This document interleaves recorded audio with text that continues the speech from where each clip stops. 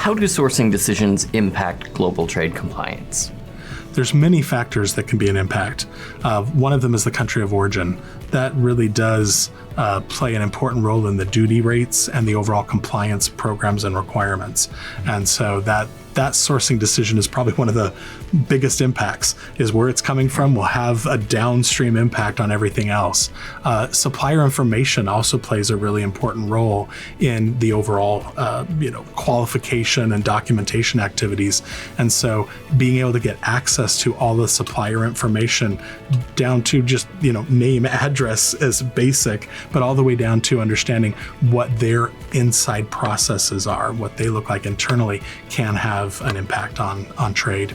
And then lack of visibility is one of the biggest issues, is that, from an overall sourcing perspective, trade compliance often doesn't have an understanding of what's going on in the background. And that can help have, significant impacts, especially on things like forced labor, exposing forced labor risk into it based off of not understanding the supplier.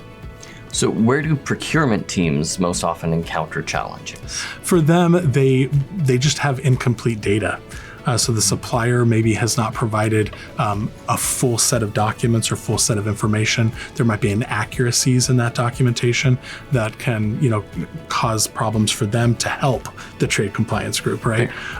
Trade implications are not always considered during sourcing decisions. So when they're making a decision to go with a new supplier, cost is king. So they're often looking at that, but they may not see some of the other risks that are out there that will have an impact later on.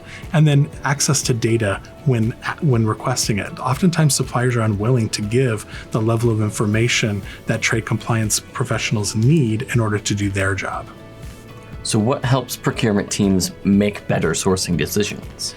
Yeah, from a compliance perspective, it's early evaluation of those trade implications from the very beginning. So being able to work and have alignment between the procurement team, the trade compliance team, the finance teams, really working together collaboratively when a new supplier is onboarded to help drive all those decisions from a compliance risk perspective, from a cost mitigation, from an operational efficiency perspective.